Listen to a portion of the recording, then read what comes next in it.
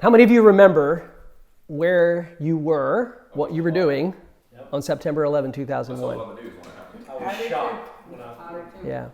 It was hard. It was a harrowing day. Yeah. And I think we all sort of remember images from it. You probably remember some of the emotions that you probably felt. You know, the visual images that stick out to me, and maybe it's because it's the ones that get replayed year after year when we honor those that lost their lives on September 11, is the videos and the images of the first responders.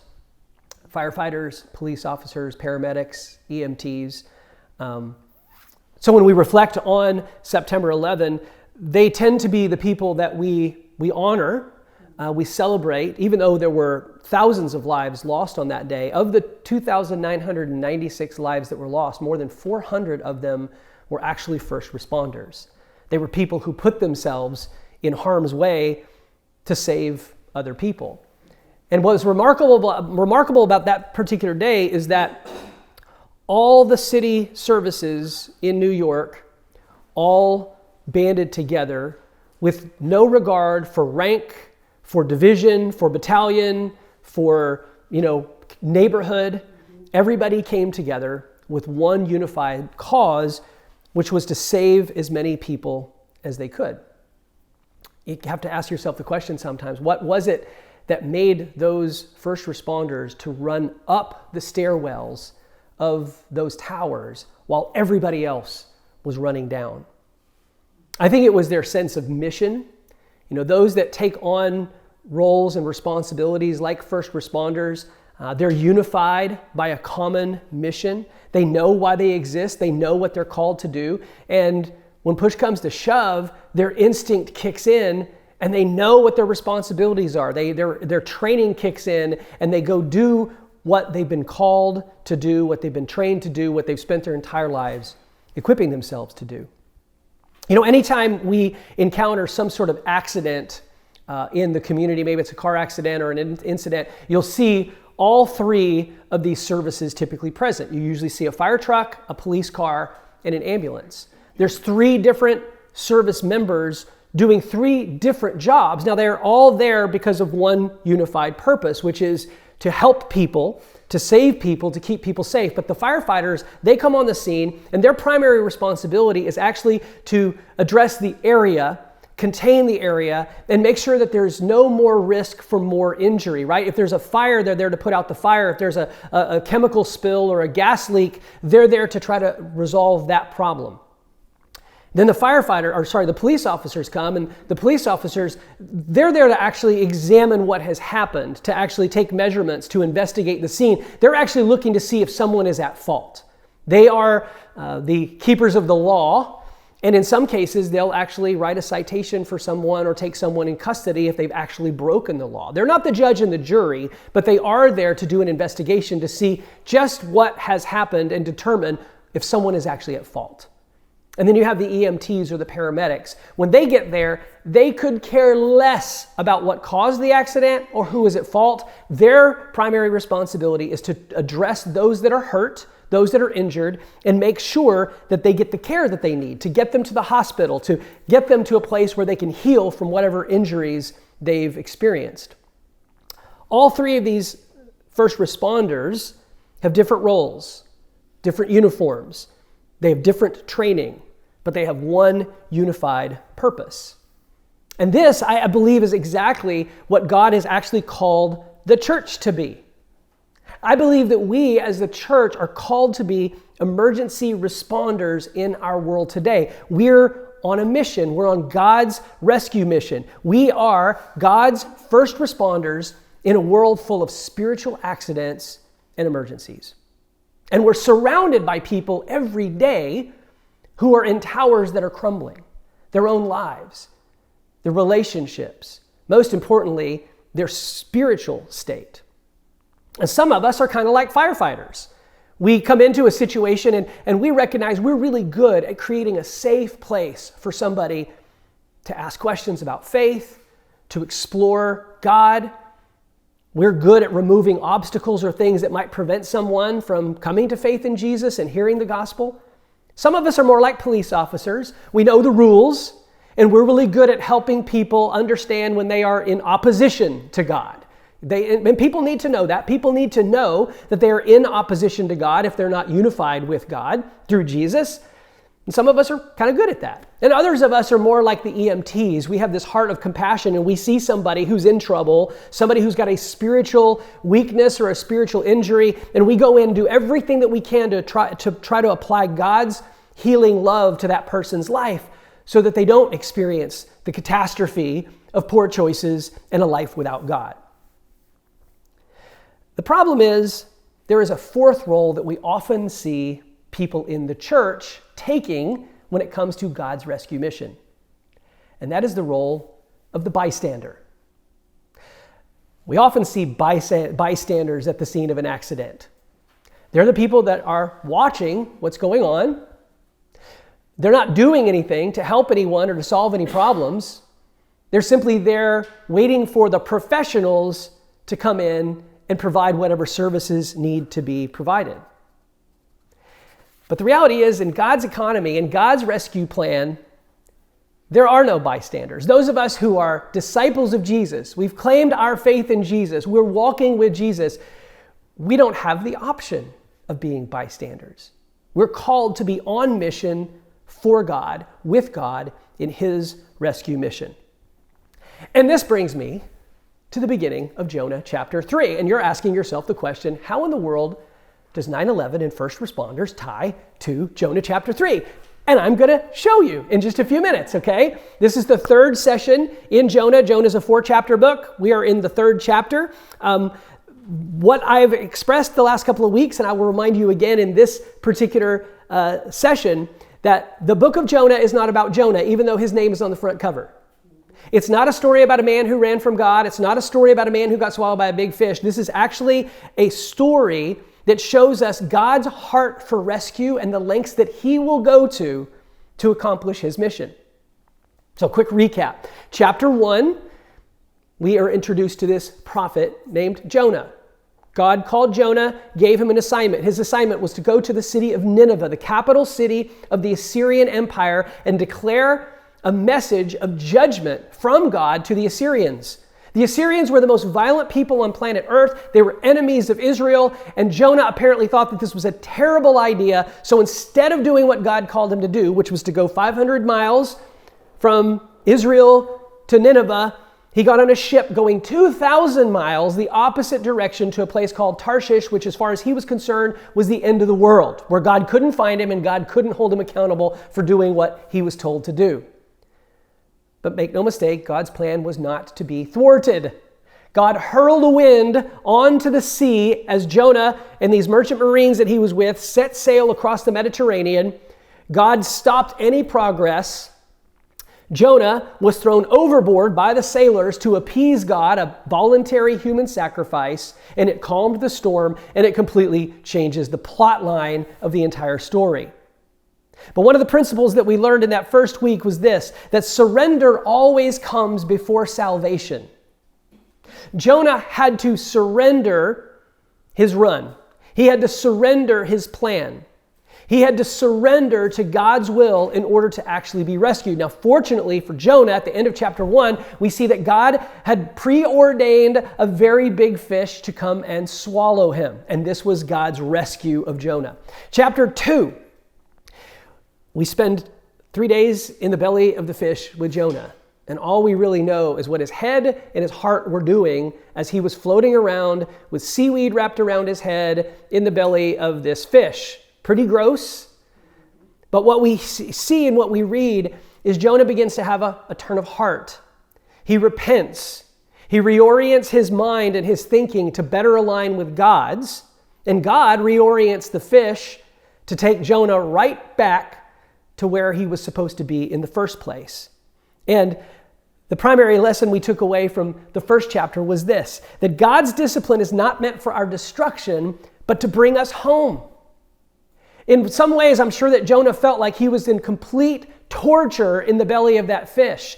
This was in some way God's discipline The storm was discipline, the belly of the fish was discipline, but it wasn't meant to destroy Jonah. It was meant to get him back on track. And all of us will experience God's discipline in our lives when we're walking contrary to God's best laid plans for our lives, and we hate discipline. No one loves discipline. Discipline is never fun when we're going through it. But in the end, we realize that it's ultimately what's best for us. Now, we're going to take a look at Jonah chapter 3. We're going to read the entire chapter this morning. It's only 10 verses. Then we'll read the whole thing, and then we're going to kind of go back through it and see what we can learn about God, his interaction with Jonah, and how that might apply to us today. Starting at verse 1, it says, "The word of the Lord came to Jonah a second time. Get up, go to the great city of Nineveh and preach the message that I tell you." Jonah got up and went to Nineveh according to the Lord's command. Now, Nineveh was an extremely great city, a 3-day walk. Jonah set out on the first day of his walk in the city and proclaimed, "In 40 days, Nineveh will be demolished." Then the people of Nineveh believed God. They proclaimed a fast and dressed in sackcloth, from the greatest of them to the least. When word reached the king of Nineveh, he got up from his throne, took off his royal robe, covered himself with sackcloth, and sat in ashes. Then he issued a decree in Nineveh. By order of the king and his nobles, no person or animal, herd or flock is to taste anything at all. They must not eat or drink water. Furthermore, both people and animals must be covered with sackcloth, and everyone must call out earnestly to God. Each must turn from his evil ways and from his wrongdoing. Who knows? God may turn and relent. He may turn from his burning anger so that we will not perish. God saw their actions, that they had turned from their evil ways. So God relented from the disaster he had threatened them with, and he did not do it. Now, let's walk back through this text together, and let's see what we can learn about God's heart for rescue. Back in verse 1 of the chapter, it says, "The word of the Lord came to Jonah a second time. Get up and go to the great city of Nineveh and preach the message that I tell you." I've highlighted here, and I want you to see these 3 words, a second time. God is giving Jonah a do-over, a second chance, an opportunity to get right what he didn't do right the first time. The message hasn't changed. The mission hasn't changed. God didn't look at Jonah and say, "Look, okay, I understand that you thought this was going to be really, really hard. So instead of going to Nineveh, I'm going to send you to a smaller city that maybe isn't quite so violent." God didn't negotiate with Jonah. He redirected him, got him back on his plan, but the plan hadn't changed. It wasn't the plan that needed to change. It was Jonah that had to change, right? Jonah had to change his mind. He had to change his heart. Being in that fish for 3 days brought Jonah to a place of complete surrender. And then it says in verses 3 and 4, Jonah got up and went to Nineveh according to the Lord's command. Now Nineveh was an extremely great city, a 3-day walk. Jonah set out on the first day of his walk in the city and proclaimed, "In 40 days, Nineveh will be demolished." The text emphasizes here that Nineveh is a great city. I talked about that a little bit in the first week of our series. Great doesn't mean awesome, dude. It doesn't mean it was a wonderful city. Although I'm sure for ancient times, it probably was a pretty impressive city. It was a large city. That's what great means. It's a huge city.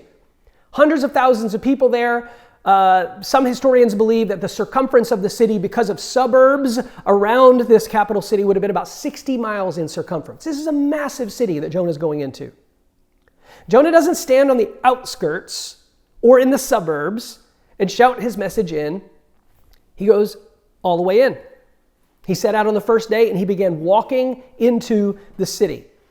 I think this reiterates a point that we looked at last time we were together, which is that you can't be halfway in or halfway out with God. Jonah couldn't be halfway in the fish and halfway out of the fish. He had to go all into the fish. He had to go all in on this mission from God, all the way into the city to do what God had called him to do. And his message, it's 8 words in Hebrew, it's 7 words in English. In 40 days, Nineveh will be demolished. It's not a great sermon. He's no Billy Graham, that's for sure. It's no elaborate theological discourse. In fact, the king says way more in this chapter than Jonah himself does. But it was a very effective message.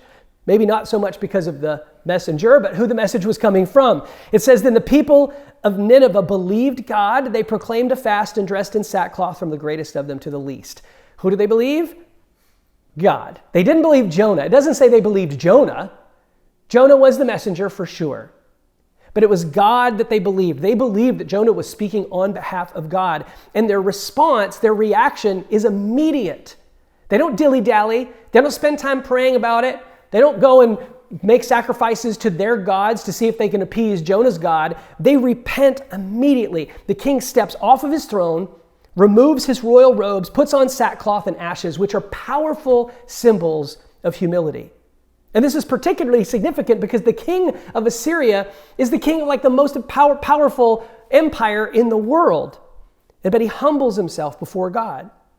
And he doesn't just issue a personal reaction or personal response. He makes it national. Everybody, even the animals, are going to fast and dress in sackcloth.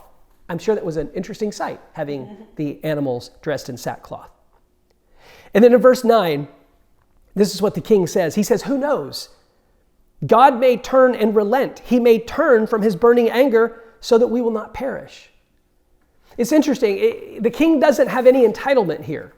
There's no presumption that God is naturally going to relent just because they have repented. He doesn't act like God owes them forgiveness. He's got a humble recognition, a humble posture here of God's mercy and God's prerogative. It is up to God as to whether or not he will relent from punishing them. And then verse 10, it says, God saw their actions, that they had turned from their evil ways, so God relented from the disaster he had threatened them with, and he did not do it. The Hebrew word here for saw implies that he examined deeply. It wasn't just a surface level. He didn't just see them put on the sackcloth and sit in the ashes. He examined their hearts, their motives. He knew exactly what they were doing. They were really repenting of their ways. He found that they had a genuine turning, complete change of direction. In fact, historians believe that this started a period of maybe 4 or 5 decades in which the Assyrians didn't act the way they had been acting as the most violent people in the world. They would eventually return to it, as most sinful people do. But there was a period of time in which, after Jonah's message was delivered and this king stepped off of his throne, that they did change their ways. God knew that it was real. And this wasn't God changing his mind. I think sometimes people will read stories like this and they go, oh, look, we can change God's mind by the way we pray or by the way we act. This is actually God just being God. This is God actually acting upon his own character. God's character requires true justice and true mercy because these are characteristics that make him up. His justice demanded their repentance. His mercy was what responded to their repentance. Nineveh, this city known for its violence, its cruelty, its oppression, receives God's mercy. These are the very people that Jonah wanted to see destroyed. They are now the recipients of God's divine compassion. God's rescue mission always extends far beyond the people that we might think are the worst of the worst and the most undeserving. And I think that's something that we need to keep in mind. Like Jonah, we're all living in a world. Around us, there are people whose lives are a wreck, who do things that hurt us. They do things that offend us. We encounter people every day who are walking in the opposite direction of what God would have them.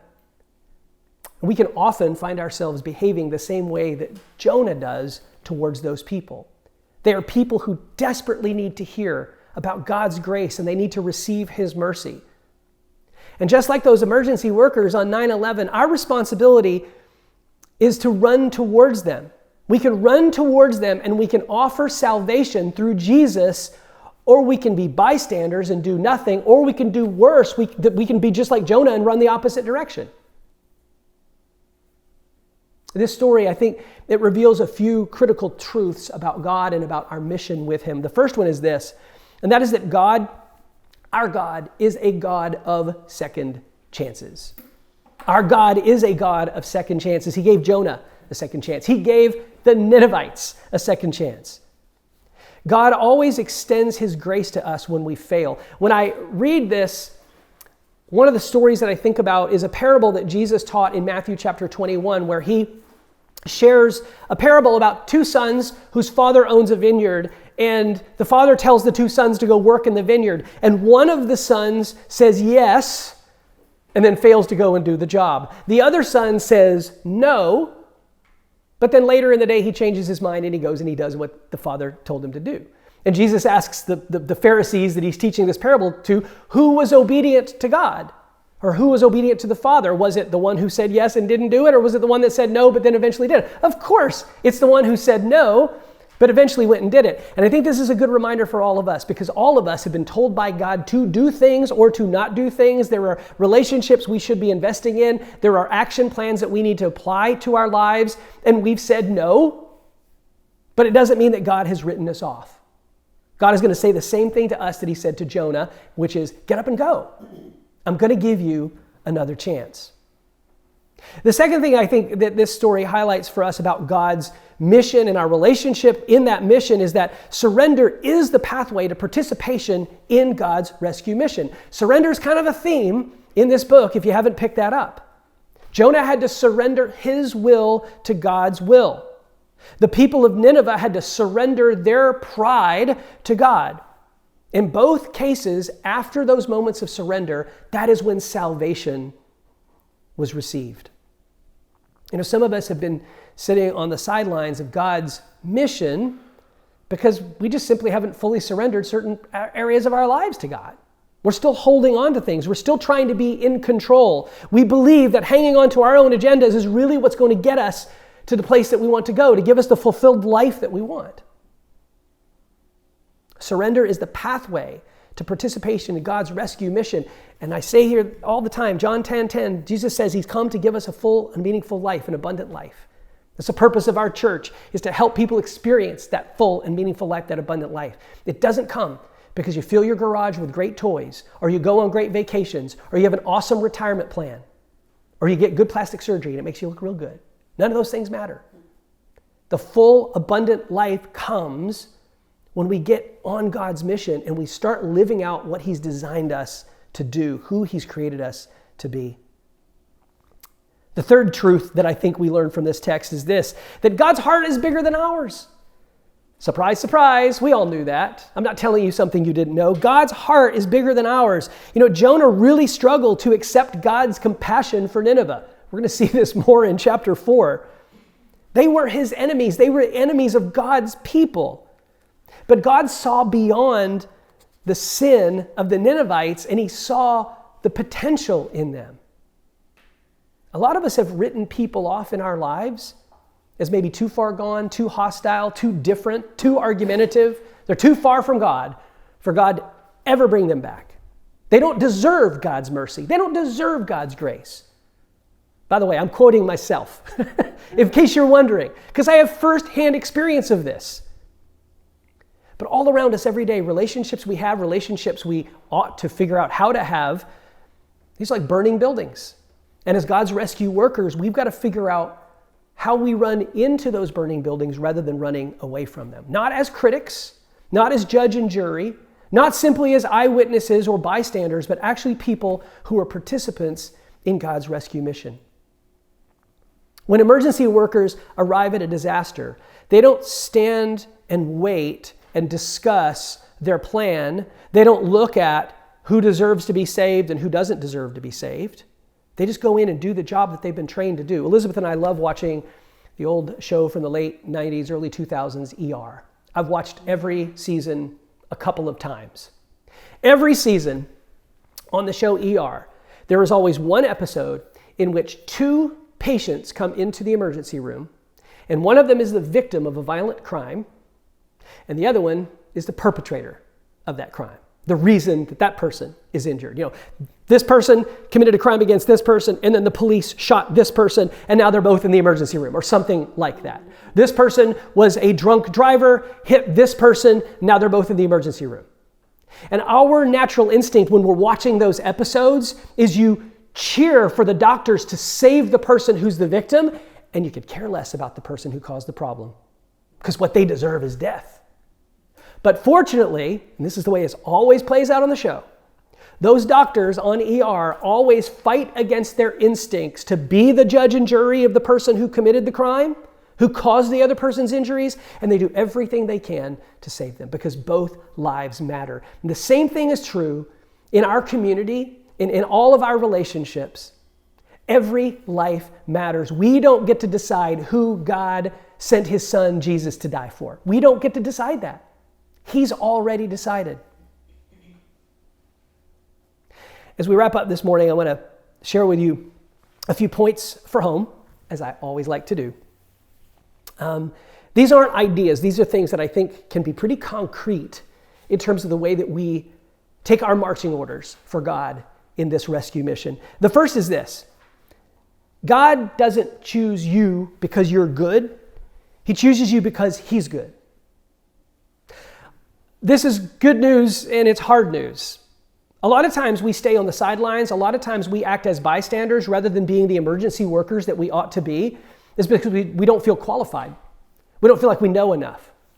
We don't feel like we know enough theology or we can talk enough about our faith or about Jesus. We can't point people to the right verses in the Bible. So it's easy for us just to stand on the side. Well, number one, God didn't choose you because you're a great theologian. He chose you because he loved you and he saved you. He sent his son to die for you and you said yes to receive that salvation. That automatically drafts you into his emergency response plan. God didn't choose you because you're good. He chooses you because he's good and he will equip you. And by the way, if you don't feel like you know enough theology, you don't feel like you know enough Bible, you don't know if you can have those conversations, practice, read, study, engage. Let's go. Let's do it together.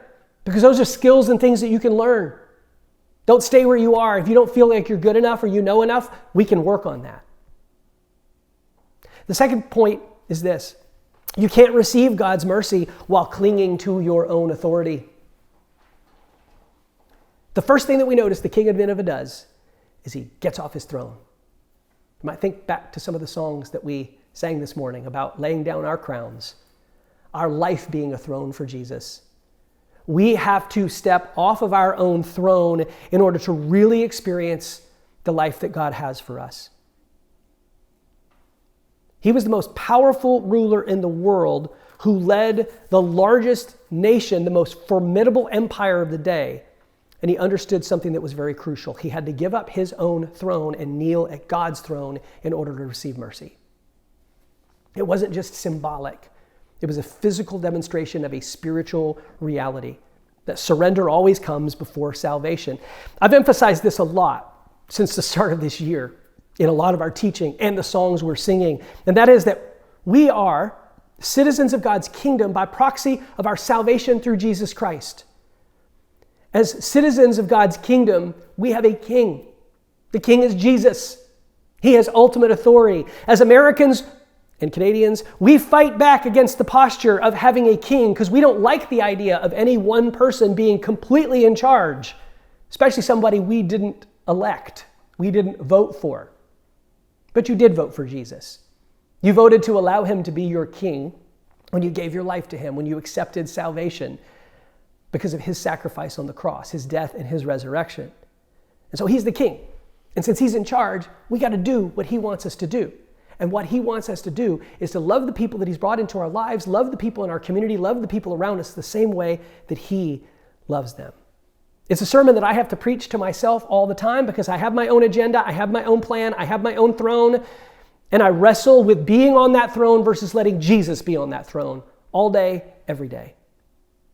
But I want Jesus to be the ultimate authority in my life because I know I'll never reach my full potential as a disciple of Jesus if I don't give him the authority. The last point is this, and it's one that kind of circles back to where we started, which is that God's rescue workers run toward what others run from. The emergency workers on 9/11 ran up the stairs of those towers while everybody else was running down. They moved towards the danger while others fled from it. That's our calling as disciples of Jesus, is to go where there is trouble, go where there are lost people, go where there are people who are hurting, who are in need, people who need to hear the gospel. Jonah finally stopped running away from God. He reoriented his plan with God's plan, and he walked right into the middle of the city, a city full of people he hated. He loathed them. He did not want to see them receive mercy. He considered them enemies. But he followed God's plan. Remember, in spite of in the process of God's plan, in the presence of God's plan, we can't be bystanders. We're actually called to the scene. Which brings me to my conclusion this morning, which is this. Let me ask you this question. Who's the Nineveh that God is calling you to? It could be an individual. It could be a group of people. Maybe there's somebody in your life whose choices you completely disagree with. Maybe there's a neighbor that gets on your nerves. Maybe there's a coworker, a colleague, a family member that you're at odds with. And if that's the case, maybe that's your Nineveh. I'm not saying for sure that it is. Here's one thing I notice about our community, and I'm just going to say this because it grows more weighty on me every single day. I'm growing to love being in Lavon and in this community more and more all the time. But the more I love it, the more I realize that there are a lot of bitter, angry, negative people in this community. And we can really easily fall into being like them. But the very people that we see creating the dust-ups, creating the kerfuffle, creating the chaos, are the very people that we probably need to run to love on the way that Jesus loves them. Imagine how much we could impact this community if we actually saw people the same way that God sees them. I try to get on Facebook from time to time just to see what's going on in the community, in the neighborhood, and some of the stuff that people complain about, it makes me so angry. I have to stop myself and start asking the question, how can I love these people to a point that they get to know Jesus so well that they will give up their own crown and their own throne and stop thinking so much about themselves? And we can reflect even on the conversations we were having before we started our gathering this morning. The guy in the brown truck with the red trim who ticks us off because he drives up and down our streets way too fast.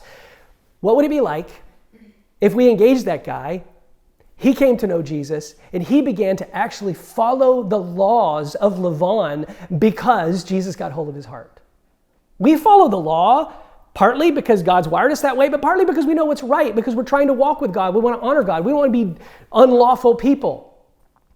A big part of the reason that we have the issues that we do with the people in our community is because they simply don't have the same North Star that we do. And it's really not their fault. It's our fault for being bystanders, for being complainers, for not being people who want to actually go and engage them personally, but instead just try to get the police to come and bring radar guns out or whatever it is that we decide we want to do.